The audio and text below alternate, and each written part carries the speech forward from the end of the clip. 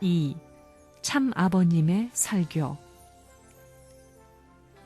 선생님은 설교를 위해 기도하는 시간보다도 식구를 위해 기도하는 시간을 많이 갖습니다. 아버지, 이들을 이끌어 올려야 되겠는데 어떻게 합니까? 이것입니까? 저것입니까? 하고 정성을 모은 다음 마음의 명령대로 설교합니다. 선생님은 설교를 위해 준비를 해본 적이 없습니다.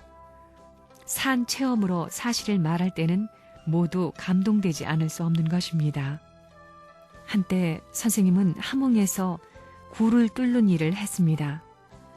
배가 너무 고픈 가운데 일을 하니 곡괭이를 움켜쥔 손이 올라가지 않고 정신마저 기진맥진해 있었습니다. 점심시간이다 하는 소리를 들었을 때 그 소리가 얼마나 반가웠는지 모릅니다. 그때의 그 밥을 먹기 위해 곡괭이를 땅에 박고 돌아서는 그 순간의 기분. 선생님에게는 그와 같은 산 역사의 재료가 헤아릴 수 없이 많습니다. 비참했던 복귀의 사연들이 나를 망하게 하는 것이 아니라 청사의 길이 빛날 자료임을 알아야 합니다.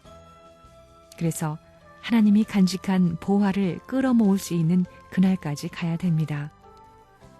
그런 순환의 사실을 세계 만민 앞에 털어놓고 이야기하면 다른 내용으로 1시간 설교하는 것보다 이 내용으로 10분만 이야기하면 통곡이 벌어진다는 것입니다.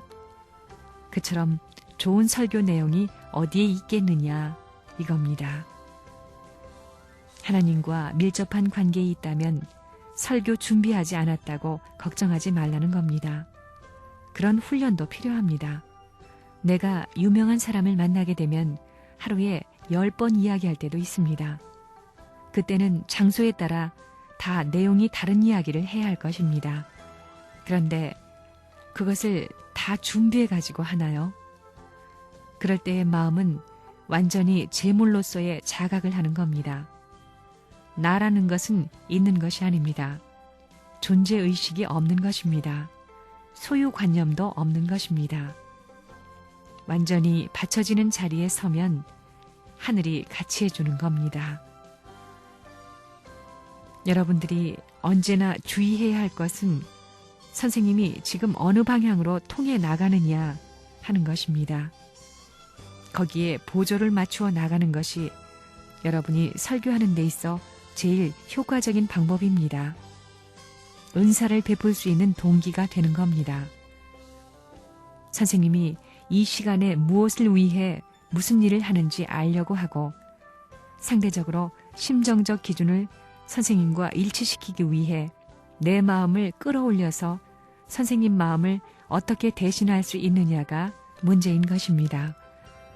여러분이 선생님 앞에 상대적 입장에서 움직이게 되면 천우는 거기에 찾아오는 것입니다.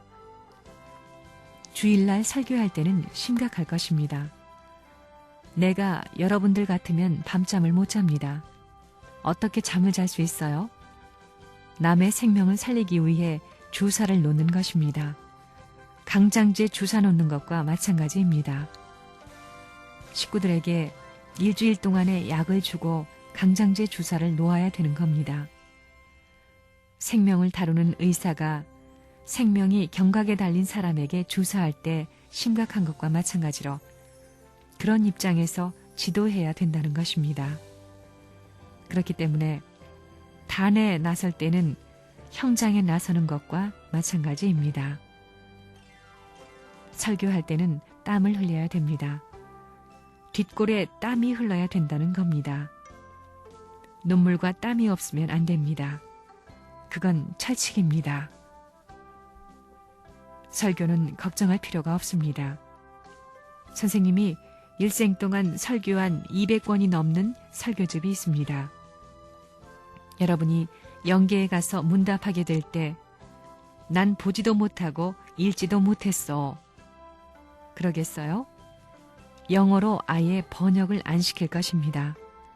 이거 안 읽고 가면 큰일 납니다. 지도자들이 이걸 안 읽으면 큰일 나는 겁니다.